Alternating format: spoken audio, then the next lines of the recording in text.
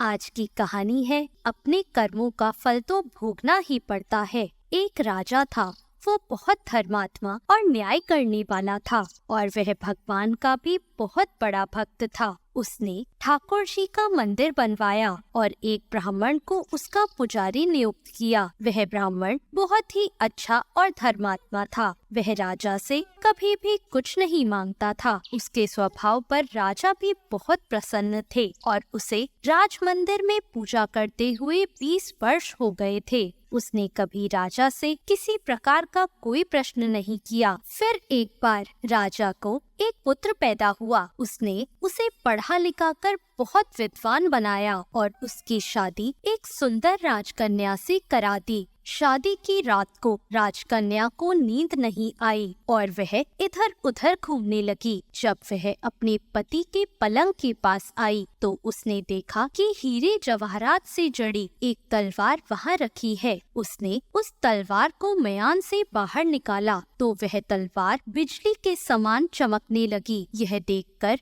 वह डर गई और डर के मारे वह तलवार उसकी हाथ से छूटकर राजकुमार की गर्दन पर जा गिरी और राजकुमार का सर कट गया और वह मर गया। वह राजकन्या अपने पति के मरने से बहुत दुखी हुई और वह यह सोचकर बहुत डर गई थी, अगर मैं सबको सच बताऊंगी तो कोई भी मेरी बात पर विश्वास नहीं करेगा। सुबह होते ही राजकन्या विलाप करने लगी और कहने लगी कि मेरे पति को कोई मार गया। लोग इकट्ठा हो गए और राजा भी आ गया। राजा ने आकर पूछा, किसने मारा है? वह कहने लगी, मैं नहीं जानती वह कौन था, परंतु उसे मैंने ठाकुर जी के मंदिर में जाते हुए देखा है। राजा समेत सभी लोग ठाकुर जी के मंदिर में गए तो उन्होंने ब्राह्मण को वहाँ पूजा करते हुए देखा। सभी ने उसे पकड़ लिया। ब्राह्मण ने बहुत कहा कि मैंने राजकुमार को नहीं मारा, पर किसी ने उसकी बात नहीं मानी। राजा ने भी बार बार सोचा कि ब्राह्मण निर्दोष हो सकता है, लेकिन सभी के कहने पर राजा ने ब्राह्मण से कहा,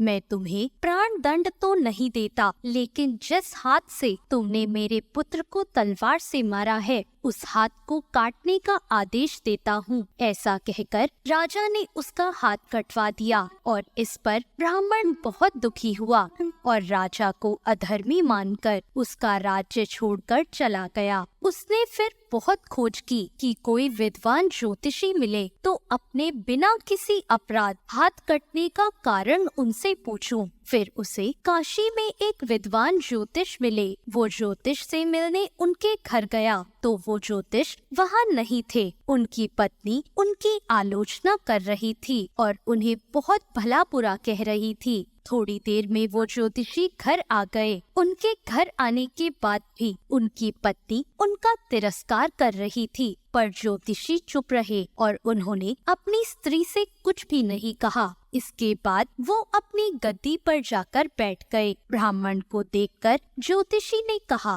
कहिए ब्राह्मण देवता, आपका कैसे आना हुआ? ब्राह्मण ने कहा, आया तो अपने बारे में पूछने था, लेकिन पहले आप अपना हाल बताइए कि आपकी पत्नी अपनी जुबान से आपका इतना तिरस्कार क्यों करती है। तब ज्योतिषी ने कहा, यह मेरी स्त्री नहीं, मेरा कर्म है। दुनिया में हम जिसे भी देखते हैं, भाई हो, पुत्र, शिष्य, पिता या कोई भी संबंधी, वो सब हमारा अपना ही कर्म है। अपना किया हुआ कोई भी काम, शुभ हो या अशुभ, हमें भोगना ही पड़ता है। इसलिए मैं अपने कर्मों को खुशी से भोग रहा हूँ। ब्राह्मण ने पूछा, आपने ऐसा क्या कर्म किया था? तो ज्योतिषी ने कहा, पूर्व जन्म में मैं एक कौवा था और आज जो मेरी स्त्री है वो एक गधी थी, जिसकी पीठ पर एक फोड़ा हो गया था और फोड़े की पीड़ा से वह बहुत दुखी थी। उस फोड़े में कीड़े पड़ गए थे, जिन्हें खाने के लिए मैं इसके फोड़े पर चोंच मारता था, जिसके कारण इसे असहाय दर्द होता था। एक बार इसकी पीठ पर चोंच मारते हुए मेरी चोंच इसकी हड्डी में घुस गई और यह दर्द से तड़प उठी। मैंने भी चोंच निकालने की बहुत कोशिश की, परंतु वह अटक गई और नहीं निकल सकी। इसने सोचा कि पानी में मैं अपनी चोंच निकाल लूंगा और ऐसा सोचकर इसने गंगा नदी में प्रवेश कर दिया। गंगा का प्रवाह तेज होने के कारण हम दोनों बह गए और बीच में ही मर गए। तब गंगा जी के प्रभाव से यह तो ब्राह्मणी बनी और मैं बहुत बड़ा ज्योतिष बना, और आज ये मेरी पत्नी बनी है, जो कुछ दिनों के लिए मुझे अपने मुंह से गाली निकालकर मुझे दुख देगी।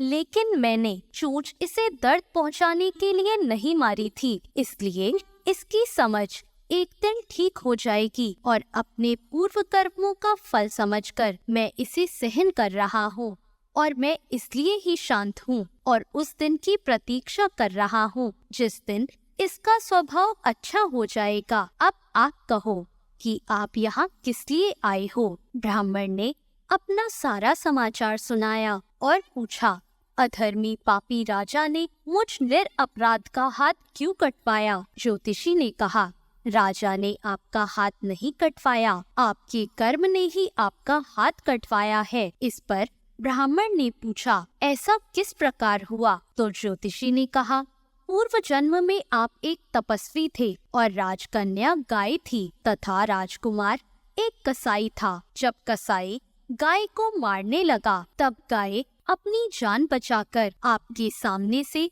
जंगल में भाग गई। पीछे से कसाई आया और आपसे पूछा कि गाय इधर तो नहीं आई। आपने जिस तरफ गाय गई थी उस तरफ अपने हाथ से इशारा किया तो कसाई ने जाकर उस गाय को मार डाला। इतने में जंगल से एक शेर आया और गाय और कसाई दोनों को खा गया। कसाई को राजकुमार और गाय को राजकन्या का जन्म मिला एवं पूर्व जन्म में किए हुए कर्म ने एक रात्रि के लिए उन दोनों को इकट्ठा किया। क्योंकि कसाई ने गाय को हंसिए से मारा था, इसी कारण राजकन्या के हाथों गलती से ही तलवार गिरने के कारण राजकुमार का सर कट गया और वह मर गया। इस तरह अपना फल देकर कर्म निवृत्त हो गया, और तुमने हाथ का जो इशारा किया था उस पाप कर्म ने ही तुम्हारा हाथ कटवा दिया। इसमें तुम्हारा ही दोष है, किसी और का नहीं। ऐसा सोचकर सुखपूर्वक अपना जीवन व्यतीत करो। दोस्तों, यदि हम इस कर्म सिद्धांत को मान ले और जान ले तो हम किसी भी घोर कर्म का फल भोगते हुए भी दुखी नहीं होंगे।